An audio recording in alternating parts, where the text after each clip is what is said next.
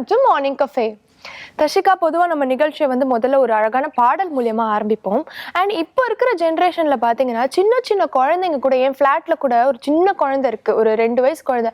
அதுவே இவ்வளோ பெரிய ஹெட்செட் போட்டுட்டு பாட்டு கேட்டுக்கிட்டே இருக்கும்.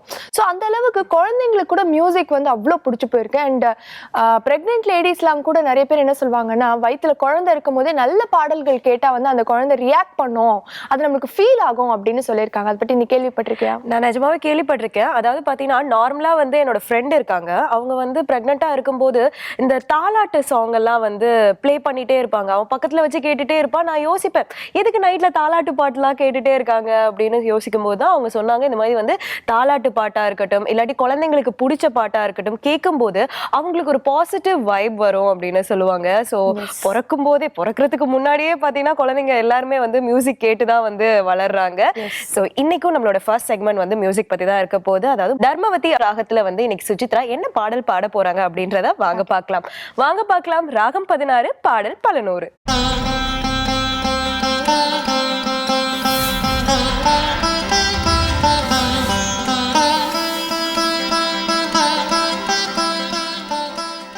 துர்கா தேவி ரக்ஷமாம் ஸ்வர்காதி சகல சௌக்கியதாயினீம் துர்கா தேவி ரக்ஷமாம் ஸ்வர்காதி சகல சௌக்கியதாயினீம் துர்கா தேவி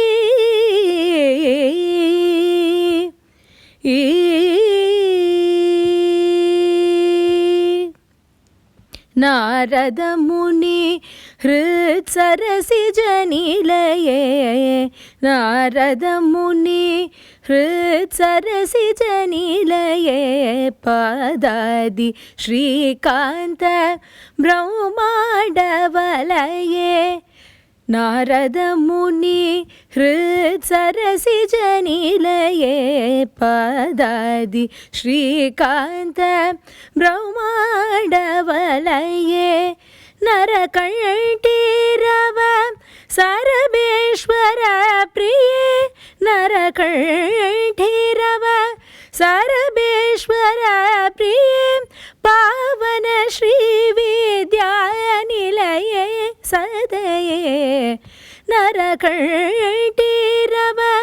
சரபேஸ்வர பிரியே பாவன ஸ்ரீ வித்யாநிலையே சதயே வரபாசேஷு தனுர் பாணயுதே வரபாசேஷு தனுர் பாணயுதே பரதர்மவதி நாம பிரதிபாதிதே துர்கா தேவி संरक्षमां स्वर्गादि सकल सौख्य दायिनी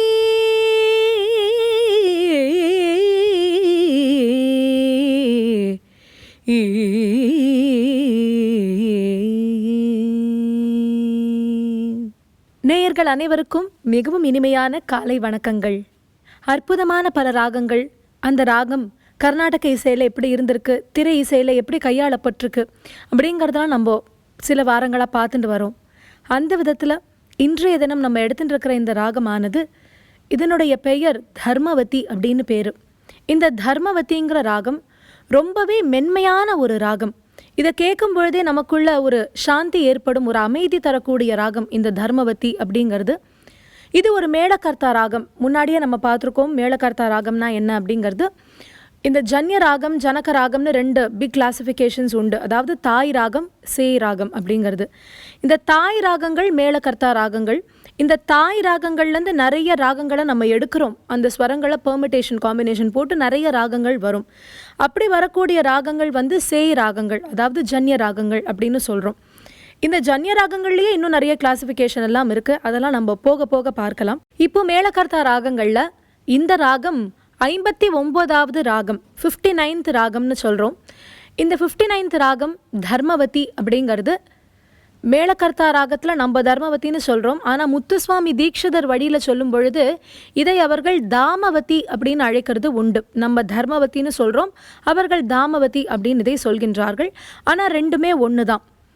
இந்த ராகத்துக்கு இருக்கக்கூடிய ஸ்வரங்கள் என்ன அப்படின்னு பார்த்தா சரி க மா பத நீ சா சா நீ த ப மகரி சா.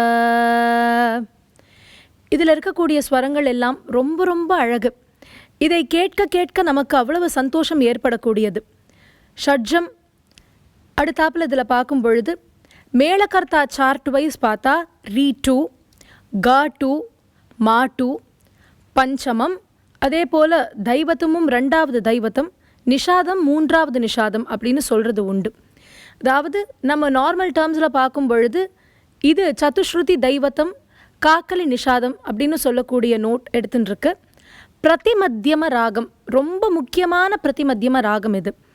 நம்மளுடைய மேளகர்த்தா சார்ட்டே பிரியறது எப்படின்னு பார்த்தா இந்த மத்தியமத்தை பேஸ் பண்ணி தான் பிரியறது. 72 ராகங்களில் முதல் 36 ராகங்கள் சுத்த மத்தியம ராகம்னு பேர். ஏன்னா அது எல்லாமே இந்த சின்னமான நாங்கள் சொல்கிறது உண்டு. சுத்த மத்தியமம் அப்படின்னு சொல்கிறது மா 1, அதை எடுத்துட்டு இருக்கு. அதுக்கப்புறம் வரக்கூடிய பாக்கி 36 ராகங்கள் பெரிய மத்தியமம், அதாவது பிரதி மத்தியமம்னு சொல்லக்கூடிய மா 2 அப்படிங்கிறத எடுத்துட்டு இருக்கு.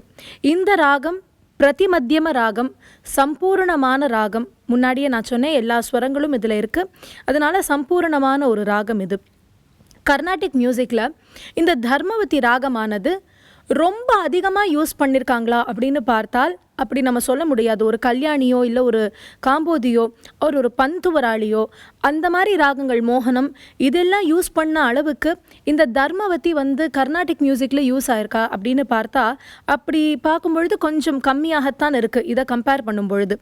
இந்த தர்மவதி ராகத்தை காட்டிலும் கச்சேரியில் நம்ம அதிகமாக கேட்கக்கூடிய ராகங்கள் எதுன்னு பார்த்தா இந்த தர்மவதி ராகத்திலேருந்து வரக்கூடிய சேய் ராகங்கள், அதாவது ரஞ்சனி, அதாவது இந்த தர்மவதி ராகத்திலேருந்து வரக்கூடிய ஜன்யங்கள்.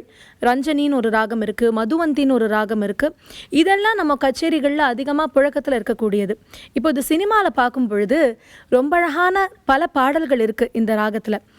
இதில் one of the oldest compositions Uttharavindri Ullevaa அப்படிங்கிற படத்தில் எம்எஸ்வி சார் அவர்களுடைய இசையில் வந்த பாடல் திரு ஏஎல் ஸ்ரீகாந்த் அவர்கள் பாடியிருக்கார். நிறைய பேர் இது எஸ்பிபி சார்ன்னு கூட சொல்கிறது உண்டு, பட் இது ஏஎல் ஸ்ரீகாந்த் அவர்கள் தான் பாடியிருக்கார், கூட சுஷீலா அம்மா. ரொம்ப பியூட்டிஃபுல் சாங். காதல் காதல் என்று பேச கண்ணன் வந்தானோ, காலம் பார்த்து ஜாலம் செய்ய மன்னன் வந்தானோ. காதல் காதல் என்று பேச கண்ணன் வந்தானோ, காலம் பார்த்து ஜாலம் செய்ய மன்னன் வந்தானோ, மன்னன் வந்தானோ. இந்த பாட்டு தர்மவதி. அதே போல் இன்னொரு பழைய பாட்டு, ரொம்ப ஹிட்டான ஒரு பாட்டு இது, அடிமை பெண் அப்படிங்கிற படம். கேவி மகாதேவன் சார் அவருடைய இசையில் வந்தது. எம்ஜிஆர் சார் ரொம்ப அழகாக இதில் எம்ஜிஆர் அவர்களும் ஜெயலலிதா அம்மாவும் வந்த பாட்டு. எஸ்பிபி சார் அவர்கள் பாடியது, சுஷீலா அம்மா கூட பாடியது. ஆயிரம் நிலவேவா ஓர் ஆயிரம் நிலவேவா, இதழோரம் சுபை தேட புது பாடல் விழி பாட பாட. ஆயிரம் நிலவேவா ஓர் ஆயிரம் நிலவேவா. இந்த பாட்டு தர்மவதி தான், ஆனால் ரொம்ப வித்தியாசமாக ஹேண்டில் பண்ணப்பட்டது. தர்மவதி ராகம் மொனாட்டனஸாக எப்பவும் ஒரே மாதிரி இருக்கிற மாதிரி இல்லாமல் ரொம்ப வித்தியாசமாக இந்த ஸ்வரங்களை எல்லாம் யூஸ் பண்ணி கையாளப்பட்ட ஒரு பாடல் தான் இந்த ஆயிரம் நிலவேவா. இன்னும் நிறைய கம்போசிஷன்ஸ் இருக்குது, அது எல்லாத்தையும் நாளைய தினம் நம்ம பார்க்கலாம். அதுவரை உங்களிடமிருந்து விடைபெறுவது சுசித்ரா. நன்றி, வணக்கம். ஸ்வதிஷ்டா, அதாவது ஜோஷியக்காரங்க அப்படின்னு எடுத்தாலே நிறைய பேர் ஆண்களாக தான் இருப்பாங்க. கோவில்லையும் சரி, இல்லை வெளியில போய் யாரையாவது பார்த்தாலும் சரி, ஏன் நம்ம ஷோல கூட பார்த்தீங்கன்னா ஒரு ஆண் தான் நம்மளுக்கு ஆஸ்ட்ராலஜி பத்தி சொல்றாரு. ஆனா ஆணை காட்டிலும் பெண்களுக்கு நீங்க நினைக்கிறீங்களா நிறைய இந்த ஜோஷியத்துல ஆர்வம் இருக்கான்னு? கண்டிப்பா. ஏன்னா நிறைய வீட்டுல பாத்தீங்கன்னா அம்மாக்கள் தான் ரொம்ப ஈடுபாடோட கேட்டுட்டு இருப்பாங்க. 75% ஃபீமேல் பாப்புலேஷன் தான் அஸ்ட்ராலஜி பிலீவ் பண்ணுது அப்படின்னு சொல்லி சயின்ஸ் சொல்லுது.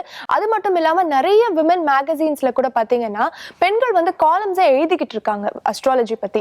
ஓகே, ஸோ நிறைய மேகசின்ஸ்ல வந்து நம்ம இது மாதிரி பார்க்கலாம். அண்ட் இந்த பீச்ல எல்லாம் பாத்தீங்கன்னா நிறைய பேர் வந்து குறி சொல்லுவாங்க இல்லையா? ஸோ அதுல எல்லாம் உனக்கு நம்பிக்கை இருக்கா? ஓரளவுக்கு நம்புவேன். ஸோ நம்மளுக்கு வந்து ரொம்ப நெகட்டிவா ஏதாவது இருந்துச்சு, நெகட்டிவ் வைப்ரேஷன் இருந்ததுன்னா நான் நம்புறது கிடையாது. ஆனா நம்மளோட ஆஸ்ட்ரோ 360 பார்த்தா கண்டிப்பா ஒரு பாசிட்டிவ் வைப்ரேஷன் தான் வரும் இல்லையா? கண்டிப்பா. ஸோ வாங்க பார்க்கலாம் ஆஸ்ட்ரோ 360.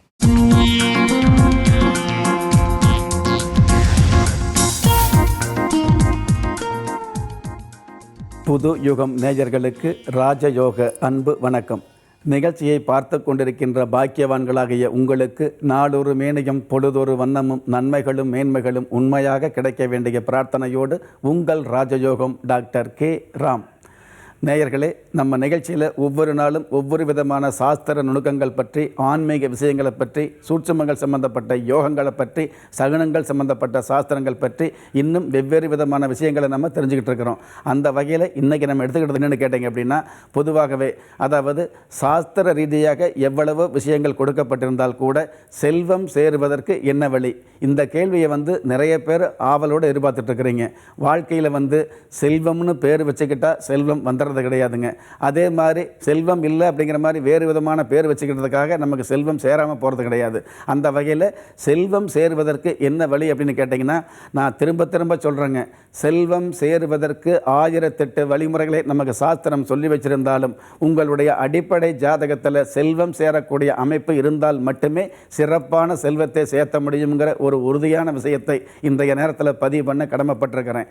அதாவது சட்டியில் இருந்தால்தான் அகப்பையில் வரும் அப்படிங்கிற பழமொழிக்கு ஏற்ப உங்களுடைய ஜாதகத்தில் யோகம் இருந்தால்தான் அந்த யோகத்திற்கு உண்டான ஒரு செல்வம் உங்களுக்கு அதிர்ஷ்டகரமாக வரும் அப்படிங்கிற விஷயத்தையும் நாம் தெரிஞ்சுக்கணும். அந்த யோகம் எந்த வயசில் வருது? எந்த ஒரு ஜாதகமாக இருந்தாலும் தோஷம் அப்படிங்கிற 3 எழுத்து இருக்கும் பொழுது அதில் யோகம் அப்படிங்கிற 3 எழுத்து நிச்சயமாகவே இருந்துகிட்டு இருக்கும். ஆனால் அந்த யோகம்ங்கிற 3 எழுத்து உங்களுடைய எந்த வயசில் வருது, எந்த நேரத்தில் வருது, எந்த காலத்தில் வருது, யார் மூலமாக வருதுன்னு தெரிஞ்சுக்கக்கூடிய அற்புதம் தான் இந்த ஜோதிட சாஸ்திரம் அப்படிங்கிற யதார்த்தத்தையும் இந்த நேரத்தில் மீண்டும் மீண்டும் பதிவு பண்ண கடமைப்பட்டிருக்கிறேன். எது எப்படி இருந்தாலும் செல்வம் சேருவதற்கு என்ன வழி? முதல்ல அதை சொல்லுங்கள் சார் அப்படிங்கிற ஆவல் உங்கள் எல்லோருக்குமே இருந்துகிட்டு இருக்கும். பொதுவாகவே செல்வம் சேருவதற்கு உங்கள் ஜாதகத்தில் யோகமே இருந்தால் கூட அந்த யோகத்தில் தடை ஏற்பட்டு எதிர்பார்த்த செல்வம் சேரலை, அதற்கு என்ன வழி அப்படின்னு எடுத்துக்கிட்டீங்க அப்படின்னா, பொதுவாகவே செல்வம் சேருவதற்கு எத்தனையோ வழிமுறைகள் இருந்தால் கூட அந்த ஒவ்வொரு வழிமுறைகளையும், அதாவது ஆயிரக்கணக்கான வழிமுறைகளையும் அடிப்படை சூட்சுமங்களையும் நம்ம நிகழ்ச்சியில் ஒவ்வொரு நாளும் நான் எடுத்து சொல்ல கடமைப்பட்டிருக்கிறேன். அடுத்து வரக்கூடிய நிகழ்ச்சிகளில் செல்வம் சேருவதற்குண்டான ஒரு அமைப்புகளை, அதற்குண்டான சூட்சுமங்களை எடுத்து சொல்ல கடமைப்பட்டிருக்கிறேன். இன்றைய நாளில் வந்து செல்வம் சேருவதற்கு எளிய வழி அப்படின்னு கேட்டிங்கன்னா, வெள்ளிக்கிழமை நாட்களில் உப்பு வாங்கி வைக்கிறது செல்வம் சேருவதற்கு ஒரு எளிய வழியாக இருந்துகிட்டு இருக்குதுங்க. பொதுவாகவே உப்பு அப்படிங்கிறது மகாலட்சுமி. இந்த உலகத்தில் எந்த ஒரு பொருளும் மக்கி போகும், ஆனால் உப்பு மட்டும் வந்து பார்த்திங்கன்னா எத்தனை வருஷம் இருந்தாலும் அப்படியே இருக்கக்கூடிய அம்சம் இருக்கிறதுனால அந்த உப்புக்கு மகாலட்சுமி அப்படிங்கிற அமைப்பு சிறப்பாகவே இருந்துகிட்டு இருக்குது. மகாலட்சுமி அம்சம் பொருந்திய அந்த உப்பு வந்து மற்ற நாட்களில் வாங்கிறத விட வெள்ளிக்கிழமை நாட்களில் வாங்கிறது மிகப்பெரிய சிறப்பாக இருந்துகிட்டு இருக்கும். பொதுவாகவே வார நாட்களில் வெள்ளிக்கிழமை அப்படிங்கிறது கிள்ளி கிடைக்கக்கூடிய யோகங்களை அள்ளி கொடுக்கக்கூடிய கிழமையாக வெள்ளிக்கிழமை அமையுது. அந்த வெள்ளிக்கிழமை நாட்களில் மகாலட்சுமி அம்சம் பொருந்திய இந்த உப்பு வாங்கிறது நல்லது. அந்த உப்பு கூட வெள்ளிக்கிழமை காலையில் 6 மணியிலிருந்து 7 மணிக்குள்ளாக, அதாவது சுக்கிர ஓரையில் வாங்கிறது நல்லது. அந்த சுக்கிர ஓரையில் அதாவது பெண்கள் வாங்கிறது இன்னும் மிக மிக சிறப்பாக இருந்துகிட்டு இருக்கும். அந்த வெள்ளிக்கிழமை காலையில் 6 மணியிலிருந்து 7 மணிக்குள்ளே சுக்கிர ஓரையில் உங்களுக்கு மளிகை கடை திறக்காமல் இருந்து அந்த உப்பு வாங்கக்கூடிய அமைப்பு கிடைக்காமல் இருந்தது அப்படின்னா, அதே வெள்ளிக்கிழமை மதியம் 12 மணிக்குள்ளாக, அதாவது ஏறு பொழுது என்று சொல்லக்கூடிய மதியம் 12 மணிக்குள்ளாக பெண்கள் உப்பு வாங்கி வீட்டில் வைக்கும் பொழுது லட்சுமியும் சேர்ந்து வரக்கூடிய ஒரு ஐதீகம் உருவாகுது. அதே சமயத்தில் மளிகை ஜாமான்கள், இந்த உப்பு மட்டும் இல்லைங்க, பொதுவாகவே மளிகை ஜாமான் வாங்குறோம் இல்லையா, மாத சம்பளத்தில் பணியாற்றி கொண்டிருக்கின்ற பாக்கியவான்கள் மாதம் ஒரு முறை மளிகை ஜாமான் வாங்கும் பொழுது ஏதோ சம்பளம் வந்து அடுத்த நாளே வாங்கிறத விட இந்த வெள்ளிக்கிழமை நாட்களில் அந்த மாதத்தில் உங்களுக்கு சம்பளம் வரக்கூடிய அந்த வாரத்தில் வெள்ளிக்கிழமை நாட்களில் மளிகை ஜாமானை வாங்கக்கூடிய ஒரு அமைப்பை ஏற்படுத்திக்கிங்க. நிச்சயமாகவே உங்களுக்கு அடுத்து வரக்கூடிய காலங்களில் கடனே இல்லாமல் மளிகை ஜாமான் வாங்கக்கூடிய ஒரு மன மகிழ்ச்சி அதிகரிக்கும். அதே மளிகை ஜாமான் வாங்கும் பொழுது உப்பு மட்டும் தனியாக எடுத்து நீங்கள் வீட்டுக்கு, அதாவது பெண்கள் மூலமாக வீட்டுக்கு தனியாக எடுத்துகிட்டு போகக்கூடிய அமைப்பை ஏற்படுத்திக்கிங்க. அந்த உப்பு கூட எவ்வளவோ பீங்கான் ஜாடியோ அல்லது வேறு வகையான கண்ணாடி பொருட்களோ அல்லது வேறு வகையான உலோகப் பொருட்கள் ஆடம்பரமாக இருந்தால் கூட மண் சட்டியில் அதாவது மண் குடுவையில் உப்பு போட்டு வைக்கிறது மிகப்பெரிய சிறப்பாக இருந்துகிட்டு இருக்கும்.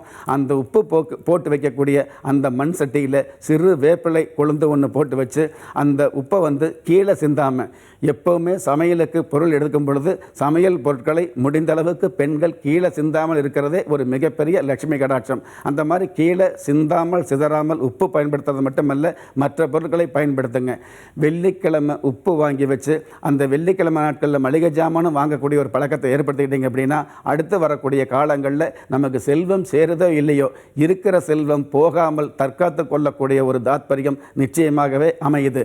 அதே சமயத்தில் மளிகை ஜாமான் கடன் வாங்கக்கூடிய ஒரு சூழ்நிலை ஏற்படும் இல்லையா, அந்த மாதிரியான கடன் வாங்கக்கூடிய சூழ்நிலையிலிருந்து விலகி, அதாவது ரெடியாக, அதாவது முன்பணம் கொடுத்து வாங்கக்கூடிய, கடனே இல்லாமல் மளிகை ஜாமான் வாங்கக்கூடிய ஒரு பாக்கியமும் உருவாகுது.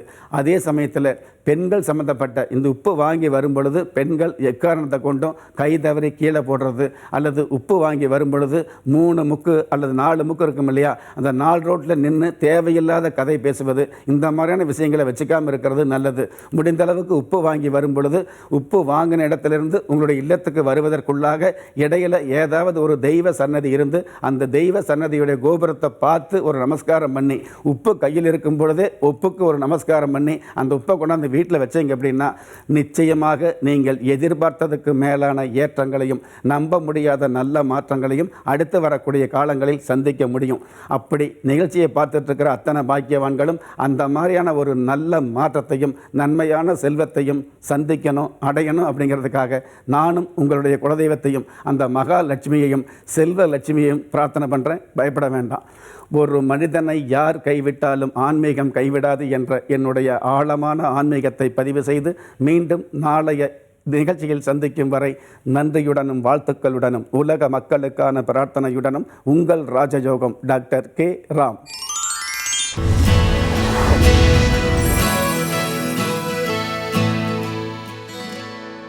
ஓம் அகத்தீசாய நம. நேர்கள் அனைவருக்கும் அன்பான காலை வணக்கம். அறிவோம் ஆரோக்கியம் இந்த நிகழ்ச்சியின் மூலம் உங்களை சந்திப்பதில் மகிழ்ச்சி. ஒவ்வொரு மனிதனும் நல்ல ஆரோக்கியம் பெற்று நீண்ட ஆயுளுடன் வாழ வேண்டும் என்பதற்காக நமது முன்னோர் பெருமக்கள் இந்த மருத்துவ குறிப்புகளை எல்லாம் நமக்கு விட்டு சென்றனர். உணவே மருந்து, மருந்தே உணவு என்கின்ற அடிப்படையில் ஒவ்வொரு நாளும் உணவு சார்ந்த மருத்துவ பொருள்கள் பற்றி நாம் தெரிந்து கொண்டு வருகிறோம். இன்றைக்கு நாம் தெரிந்து கொள்ள இருக்கக்கூடிய உணவு சார்ந்த மூலிகை பொருள் வெந்தயம். வெந்த கூட்டல் அயம். அயம் என்பது அயன் என்று சொல்லக்கூடிய இரும்பு. இப்போ இரும்பு உலோகம், அதை நாம் சாப்பிட முடியாது. ஆனால் இரும்பு இயற்கையிலேயே ஒரு தானியத்தில் இருக்குது. இப்போ ஆரியத்தில் அயன் இருக்குது, வெந்தயத்திலே அந்த அயன் இருக்குது. வெந்த நிலையில் அயன் இருக்கிறதுனால தான் வெந்த அயம் அப்படின்னு அதுக்கு பெயர். வெந்தயத்தினுடைய பொதுவான பயன்பாடு, வெந்தய குழம்பு வைக்கிறோம். ஒரு சில நேரத்தில் அரிசி மாவோட உளுந்து சேர்த்து இட்லி செய்யும் பொழுது வெந்தய இட்லி நிறைய வீட்டில் செய்வாங்க. இந்த வெந்தயம் அதனுடைய தன்மை என்ன? உடல் குளிர்ச்சியை ஏற்படுத்தும். சுக்கிலம், ஆண்களுக்கு சுக்கிலம், பெண்களுக்கு ஸ்ரோனிதம். இந்த தாதுவை அதிகப்படுத்தும். சுக்கிலத்தையும் ஸ்ரோனிதத்தையும் அதிகப்படுத்தும்.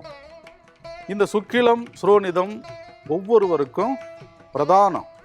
அது நல்லா இருந்தால் தான் இந்த உடல் ஆரோக்கியமாக இருக்கும், இந்த உயிர் ஆரோக்கியமாக இருக்கும், நம்முடைய ஆன்மா நல்ல ஆரோக்கியமாக இருக்கும்.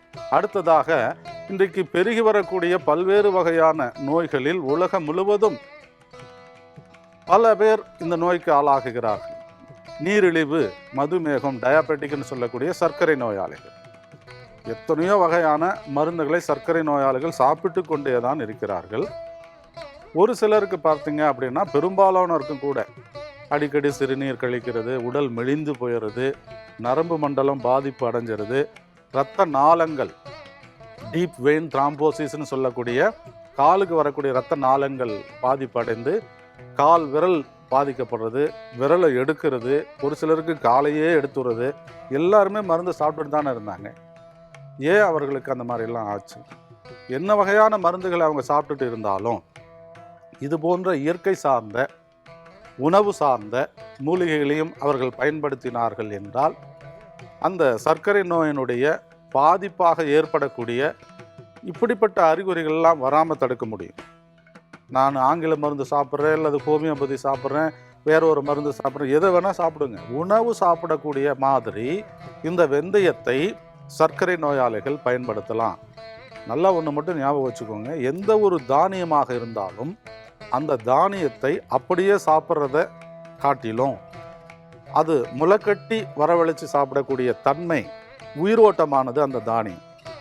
சாதாரணமாக 200 மடங்கு ஒரு வீரியம் இருக்குதுன்னு வச்சுக்கோங்க, தானியமாக இருக்கும் பொழுது முளைப்பு வரவழைச்சிட்டா 2000 மடங்கு வீரியமாக அது இருக்கும். அந்த நேரத்தில் காலையில் ஒரு பாத்திரத்தில் ஒரு தானியத்தை, குறிப்பாக இந்த நிகழ்ச்சியில் நாம் தெரிஞ்சு கொண்ட வெந்தயம், நீர் ஊற்றி அப்படியே வச்சுருக்கிறோம் சாயங்காலம் வரைக்கும். பிறகு நீரை வடிச்சிட்டு அந்த பாத்திரத்தை மூடி ஒரு நாள் ஃபுல்லாக வச்சுட்டிங்கன்னா சின்ன சின்ன அளவில் முளைப்பு வந்திருக்கும். இந்த வெந்தயத்தை காலை உணவுக்கு முன்னாடியும், மத்தியான உணவுக்கு முன்னாடியோ, அல்லது இரவு உணவுக்கு முன்னாடியோ சாப்பிடக்கூடிய நேரத்தில் அந்த சர்க்கரையானது கட்டுப்பாட்டிற்கு வரும். மிக எளிமையான ஒரு முறை, எல்லோருடைய சமையல் அறையிலேயும் இந்த வெந்தயம் இருக்குது, அதை தெரிந்து பயன்படுத்தலாம். மற்றொரு மருத்துவ குணம், மகப்பேறு பெற்ற பிறகு ஒரு சிலருக்கு தாய்ப்பால் பற்றாக்குறை இருக்கும். அந்த நேரத்தில் என்ன செய்யலாம் அப்படின்னா, நம்ம சாதம் வடிக்கிறோம், நிறைய பேர் இப்போ வடிக்கிறதே இல்லை. இந்த குக்கர் கண்டுபிடிச்ச காலத்தில் சாப்பாடை வடிக்கிறது இல்லை. இந்த வடிக்காமல் குக்கர்லேயே சமைச்சு கார்போஹைட்ரேட்டு அதிலேயே தங்கி மாவு சத்து, சர்க்கரை சத்து அதிகமாக போச்சு. வடிக்கணும் சாதத்தை. அந்த சாதத்தை வடித்த அந்த அன்னத்துடன் வடிக்கப்பட்ட கஞ்சி இருக்கு பாருங்க, அந்த கஞ்சியில் வெந்தயத்தை பொடி பண்ணி தாய்மார்கள் மகப்பேறு, குழந்தை பேரு பெற்ற பிறகு குடித்து கொண்டு வர, கஞ்சியில் வெந்தய பொடியை சாப்பிட்டு கொண்டு வர தாய்ப்பாலானது நல்லா பெருகும். இது தெரிஞ்சு மிக எளிமையான ஒரு முறை, அதை பயன்படுத்தலாம். மூன்றாவது இன்னொரு குறைபாடு, இரத்த பேதி, சீதபேதி. உள் உறுப்புகளில் எங்கே புண்ணு இருந்தாலும் சரி, இன்டர்னல் ப்ளீடிங் அப்படின்னு சொல்லக்கூடிய உள் உறுப்புகளிலிருந்து வெளியேறக்கூடிய ரத்தம், அதை தடுத்து நிறுத்தக்கூடிய தன்மை, புண்ணை ஆற்றக்கூடிய தன்மை. நாம் இந்த இடத்துல வெந்தயத்துடன் சீரகத்தை சேர்க்கிறோம். வெந்தயம் தான் மூலப்பொருள், அதுடன் சீரகத்தை கலந்துக்கலாம், தவறு இல்லை. எல்லா கஷாயத்துக்கும் சீரக மிளகு சேர்த்துக்கணும். சீதபேதி, இரத்த பேதியை தடுத்து நிறுத்தக்கூடிய கஷாயம் ஒன்று செஞ்சுட்டு அதை குடிக்கிற முறையை பற்றி தெரிஞ்சு கொள்வோம். இந்த இடத்துல நமக்கு தேவையான அளவுக்கு நீர்,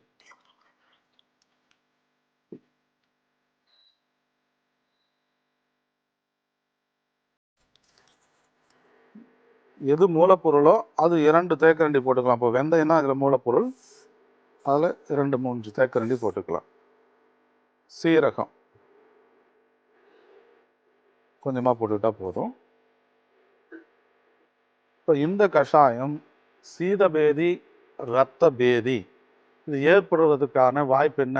உள் உறுப்புகளில் ஒரு கிருமி தொற்று காரணமாகவோ, குடல் புண் காரணமாகவோ இந்த சீதபேதி, இரத்த பேதி ஏற்படும். அந்த நேரத்தில் இந்த வெந்தயமும் சீரகமும் கலந்த இந்த குடிநீர், அதனை பருகக்கூடிய நேரத்தில் அவைகள் கட்டுப்பாட்டிற்கு வரும். இப்போ கஷாயம் தயாராகிடுச்சு, இதை வடிகட்டி நாம் பருகலாம்.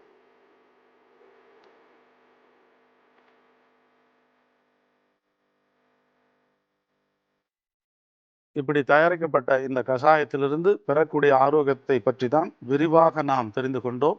ஆகவே அந்தந்த குறைபாடு இருப்பவர்கள் வெந்தயத்தை பயன்படுத்தி நல்ல ஆரோக்கியம் வளர்ப்போம். இது அறிவோம் ஆரோக்கியம். மீண்டும் சந்திப்போம். நன்றி, வணக்கம்.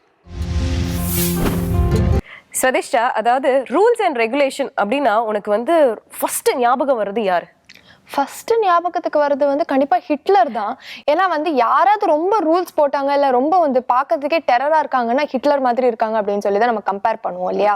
ஆமா. அண்ட் ஹிட்லரோட ஒரு கோட் இருக்கு. அதாவது பாத்தீங்கன்னா டார்கெட் அச்சீவ் பண்றதுலயும் சரி, ரூல்ஸ் அண்ட் ரெகுலேஷன்லயும் சரி, நம்ம வந்து என்னதான் ஹிட்லரை வந்து வில்லனா நினைச்சாலும் இந்த மாதிரி ஒரு விஷயத்துல வந்து ஹிட்லரை வந்து நம்ம வந்து ஃபாலோ பண்ணணும் அப்படின்னு தான் சொல்லணும். அவரோட ஒரு ஃபேமஸ் கோட் என்னன்னா, பறக்க முடியாட்டி நம்ம ஓட செய்யணும், ஓடவும் முடியாட்டி நம்ம நடந்தாவது நம்ம வந்து டார்கெட் அச்சீவ் பண்ணணும், இல்ல நடக்க முடியாட்டி தவழ்ந்துட்டாவது போய் நம்ம டார்கெட் அச்சீவ் பண்ணணும் அப்படின்னு சொல்லியிருக்காரு. அது கேட்கும் போதே நமக்கு வந்து ஒரு எனர்ஜி வருது இல்லையா? கண்டிப்பா. சோ இந்த மாதிரி ஒரு விஷயம் கேட்கும் போதே வந்து என்னதான் ஒரு ஸ்ட்ரகிள் வந்தாலுமே நம்மளுடைய ஃபுல் கான்சென்ட்ரேஷன், நம்ம ஃபுல் மோட்டோ பாத்தீங்கன்னா வந்து அந்த ஒரு கோலை ரீச் பண்றதுல தான் இருக்கு அப்படின்னு சொல்லியிருக்காரு. ஸோ அதே மாதிரி வெற்றி நிச்சயம் பகுதி பார்க்கும் போதும் நம்மளுடைய கோல்ஸ் நம்ம ரீச் பண்றதுக்கான எல்லா அறிகுறியுமே இந்த பகுதியில இருக்கு. ஸோ அந்த பகுதியை இப்ப பார்த்துடலாம்.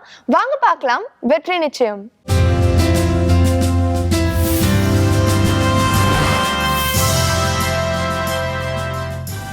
நன்று கருது நாளெல்லாம் வினைசை கருமமே கண்ணாயிரு நினைப்பது முடியும். ஆனந்த வணக்கம் அன்பு அன்பர்களே. வெற்றி நிச்சயம் என்ற இந்த நிகழ்வில் இன்று நாம் பார்க்க இருப்பது பண ஈர்ப்பும் கண்ணாடி பயிற்சியும். என்னடா கண்ணாடி பார்த்தா பணம் ஈர்க்க முடியுமா? ஆமாங்க, கண்ணாடியை பார்த்தால் தினம் தினமும் உங்கள் வாழ்க்கையில் பணத்தை ஈர்க்க முடியும். எவ்வாறு? ஒவ்வொரு நாளுமே உங்கள் வீட்டில் கண்ணாடி பார்ப்பீங்க. அந்த கண்ணாடியில் என்ன தெரியுங்க? அழகான முகம் தெரியுமா?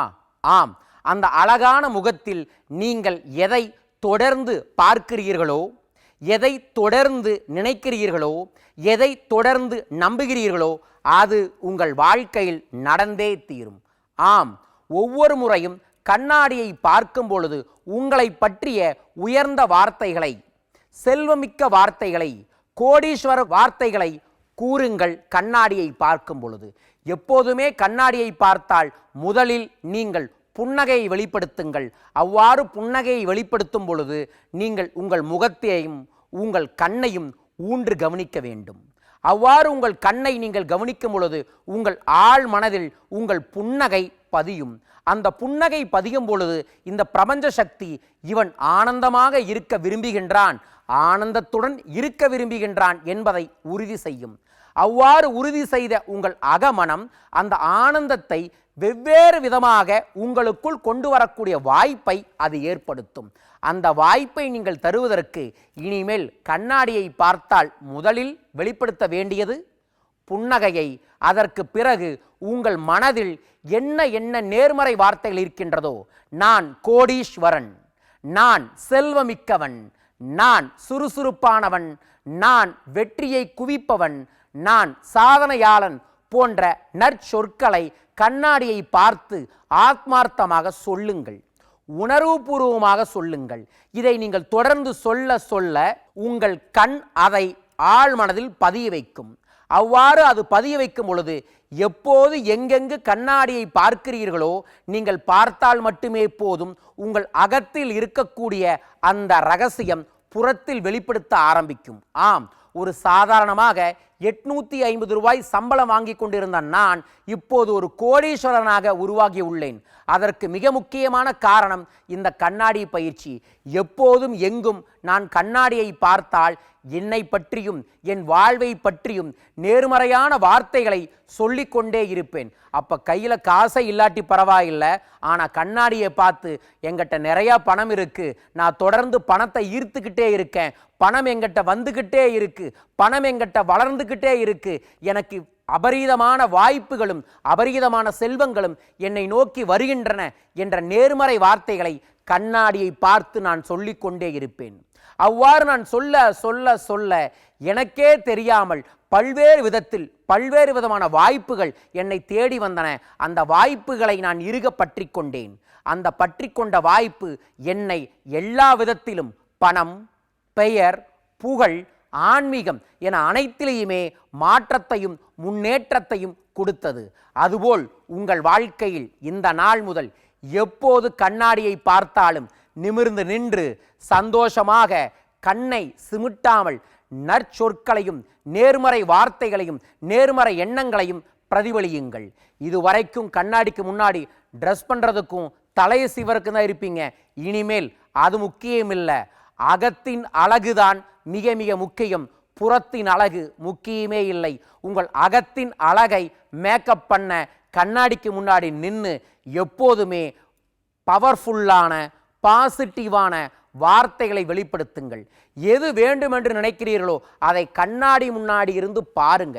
இது ஆன்மீக ரீதியாகவும் பல்வேறு ரகசியங்களை வெளிப்படுத்தும், தனிப்பட்ட உளவியல் ரீதியாகவும் பல்வேறு ரகசியங்களை வெளிப்படுத்தும். ஒவ்வொரு நாளும் இந்த பயிற்சியை எவரொருவர் செய்கிறாரோ குறிப்பிட்ட நாட்களுக்கு பிறகு, அதாவது சுமாராக 48 நாட்களுக்கு பிறகு உங்களையே அறியாமல் அந்த விஷயத்தில் உங்களுக்கு வெற்றிகள் கிடைக்கும். செல்லுமிடமெல்லாம் உங்களுக்கு பல்வேறு விதமான வாய்ப்புகள் கிடைத்தே தீரும். இதை செய்பவருக்கு கிடைக்கும் வாய்ப்பை பயன்படுத்தி செல்வத்தையும் குவிக்க முடியும். ஆதலால் இந்த கண்ணாடியையும் பண ஈர்ப்பையும் இந்த நாள் முதல் பயன்படுத்துங்கள். எல்லா நாளும் செல்வங்கள் உங்களை தேடி ஓடி வரும், நாடி வரும், வந்து கொண்டே இருக்கும். பணவரவு அதிகரிக்க கண்ணாடி பயிற்சியை பயன்படுத்துங்கள். நாளை மேலும் ஒரு ரகசியங்களுடன் உங்களை சந்திக்கின்றேன். அதுவரைக்கும் நம்பிக்கையின் மீது நம்பிக்கை வையுங்கள். வாழ்வது ஒரு முறை, வாழ்த்தட்டும் தலைமுறை. வாழ்க வெல்க. நன்றிகள் கோடி. தஷிகா, எல்லாருமே ஒரு சில விஷயத்துல வந்து அடிக்டடா இருப்பாங்க. அந்த விஷயத்துல நான் பார்த்தேன்னா வந்து பயங்கரமான ஒரு காஃபி அடிக்ட். அதுவும் இந்த ஃபில்டர் காஃபி வந்து டெய்லி காலையில குடிக்கலன்னா அது என்னமோ நாளே ஓடாத மாதிரி இருக்கும். ஆனா கெஃபைன்ல பாத்தீங்கன்னா நிறைய அட்வான்டேஜஸும் இருக்கு, டிஸ்அட்வான்டேஜஸும் இருக்கு. முக்கியமா ஒரு டிஸ்அட்வான்டேஜ் பாத்தீங்கன்னா லேடிஸ்க்கு எல்லாருக்குமே வந்து ஈஸியா வந்து நரைமுடி வந்துடும் அப்படின்னு சொல்லியிருக்காங்க. எங்க அம்மாவே சொல்லுவாங்க நிறைய குடிக்காது அப்படின்னு. அதே மாதிரி பிரெக்னென்ட் லேடிஸ்க்கும் பாத்தீங்கன்னா காஃபி குடிக்க கூடாது அப்படின்னு நான் ரீசெண்டா தான் படிச்சேன். ஏன்னா வந்து அது குழந்தைய பாதிக்கும் அப்படின்னு சொல்றாங்க. ஸோ நீங்க வந்து காஃபி குடிச்சிருக்கீங்களா? இந்த மாதிரி அட்வான்டேஜஸ் டிஸ்அட்வான்டேஜஸ்லாம் கேள்விப்பட்டிருக்கீங்களா? நான் வந்து காஃபி டீ இந்த பழக்கம் எதுவுமே கிடையாது. பால் கூட கொஞ்சமா தான் எப்பயாச்சும் தோணுச்சுன்னா குடிப்பேன். இல்ல வேற எந்த பழக்கமும் இல்லை. அண்ட் என்னன்னா நான் கேள்விப்பட்ட வரைக்கும் டீ குடிக்கிறதுனால தான் வந்து தலைமுடி நரைக்கும் சில பேருக்கு சீக்கிரமா அப்படின்னு சொல்லுவாங்க. பட் ஆனா நீங்க சொல்லிதான் தெரியுது காஃபி குடிக்கிறனாலேயும் வந்து தலைமுடி நரைக்கும் அப்படின்றது ஸ்வதிஷ்டா இன்னைக்கு எனக்கு வந்து யூஸ்ஃபுல்லான ஒரு இன்ஃபர்மேஷன் கிடைக்கும். அது மட்டும் இல்லாம காஃபி குடிக்கிறதுனால நிறைய அட்வான்டேஜஸும் இருக்கு. என்னன்னு பாத்தீங்கன்னா வந்து உங்களோட மெமரி வந்து நல்ல பூஸ்ட் ஆகும் அண்ட் வந்து நல்லா உங்களை வந்து டேவே வந்து எனர்ஜெட்டிக்கா வந்து வச்சுக்கும். பட் அதே டைம்ல வந்து கெஃபைன் வந்து எவ்வளவு எடுக்கணும் அப்படிங்கிற ஒரு ப்ரொபோர்ஷனும் இருக்கு. ஸோ ஐ திங்க் அளவுக்கு மிஞ்சினா அமிர்தமும் நஞ்சு அப்படிங்கிற மாதிரி எல்லாத்தையுமே அளவோட குடிச்சா கரெக்டா இருக்கும்னு நினைக்கிறேன். ஸோ இன்னைக்கு நம்மளோட டாக்டர் வந்து நமக்காக ஹெல்த்தி டிப்ஸ் சொல்ல வெயிட் பண்ணிட்டு இருக்காங்க. வாங்க பார்க்கலாம் ஹெல்த்தி டிப்ஸ்.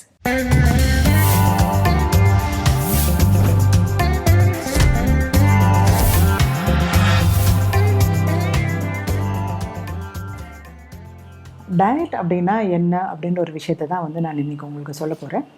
பொதுவாகவே வந்து பெண்கள் அப்படின்னு சொன்னால் வந்து அவங்களுடைய உடல் வந்து நிறைய விஷயங்களுக்காக அந்த உடம்பை வந்து யூஸ் பண்ண வேண்டியது இருக்குது. இந்தியாவில் வந்து பார்த்திங்கன்னா more than 50% of the women are anemic. Anemic அப்படின்னு சொன்னால் ரத்த சோகை அப்படின்னு சொன்னால் வந்து நம்ம ஹீமோக்ளோபின் அப்படின்னு செக் பண்ணினோம்னா it will be less than 10 grams.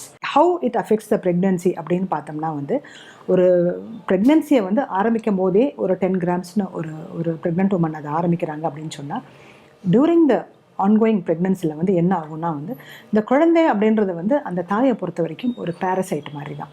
அந்த குழந்தைக்கு வந்து தாய்கிட்டேருந்து என்ன வேணுமோ அதை எடுத்துக்கும், அது பர்மிஷன்லாம் கேட்காது. பட் இந்த மதர் வந்து நியூட்ரிஷனலி டெஃபிஷியண்ட்டாக இருந்தாங்கன்னு சொன்னால் அந்த குழந்தை எடுத்துகிட்டு போக மிச்சம் தான் வந்து இந்த அம்மாவுக்கு இருக்கும். So slowly she loses her health. நீங்கள் 10 grams நீங்கள் ப்ரெக்னன்சி ஆரம்பிக்கும் போது பார்த்தீங்கன்னா ஒரு 3 to 5 months நாங்கள் ரிப்பீட் ஹீமோக்ளோபின் பண்ணும்போது it will become 8 grams. So என்ன பண்ணலாம் இதை ப்ரிவென்ட் பண்ணுறதுக்கு அப்படின்றத பற்றி தான் நான் டிஸ்கஸ் பண்ணணும்னு நினச்சேன் நான்.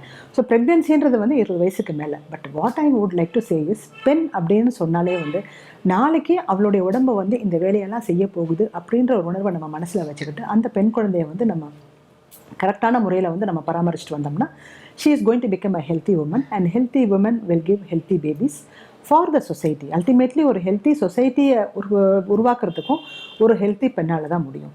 ஸோ ப்ரெக்னென்சியில் வந்து பார்த்திங்கன்னா வந்து ஃபுட் அப்படின்ற ஒரு விஷயம் வந்து அயர்ன் ரிச் ஃபுட் அப்படின்னு சொல்லுவோம் நாங்கள்.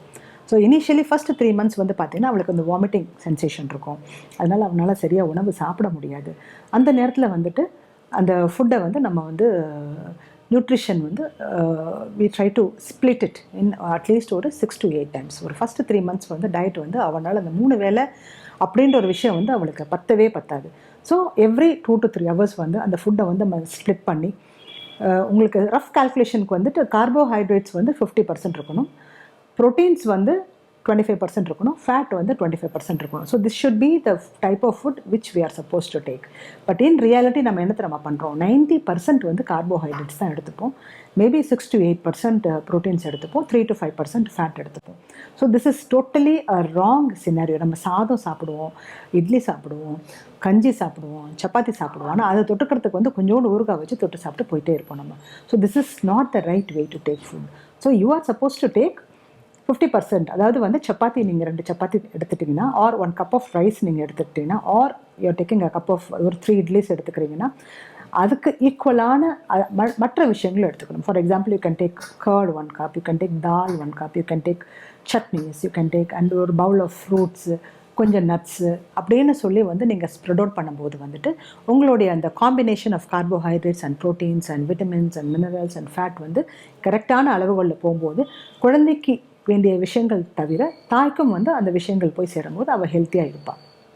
இதெல்லாம் வந்து ரெகுலராக சாப்பிட்டுக்கிட்டே வர பேஷண்ட்ஸ்க்கு வந்து மோஸ்ட்லி டிஃபிஷியன்சி அப்படின்ற ஒரு கம்ப்ளைண்ட்டே வராது. But what happens is always the demand is more. அதனால வந்து நாங்கள் என்ன பண்ணுறோம், கம்பல்சரியாக வந்து வி வில் கிவ் டேப்லெட்ஸ், ஒரு அயர்ன், ஒரு கால்சியம், ஒரு ஃபாலிக் ஆசிட் அப்படின்ற ஒரு விஷயத்தை வந்து கண்டிப்பாக நாங்கள் ப்ரெக்னென்ட் உமனுக்கு வந்துட்டு டெய்லி வந்து நாங்கள் கொடுக்குறோம். இது கொடுத்துமே வந்து most of the time anemia is not being corrected. So any person less than 10 grams மாத்திரை கொடுத்து பார்ப்போம். அவளுக்கு வந்து பூச்சி மாத்திரையும் கொடுப்போம். மோஸ்ட்லி வந்து டிவார்மிங், அப்படி அனிமிக் பேஷண்ட்ஸ்க்கு வந்து டிவார்மிங் கம்பல்சரி நாங்கள் கொடுத்துருவோம். அந்த 3 months முடிஞ்சோன்னா 4th 5th மந்தில் கொடுத்துருவோம். அதுலேயும் அவளுடைய அனிமியா கரெக்ட் ஆகலைன்னு சொன்னால் இப்போ வந்து வி கிவ் அயர்ன் இன்ஃபியூஷன்ஸ்.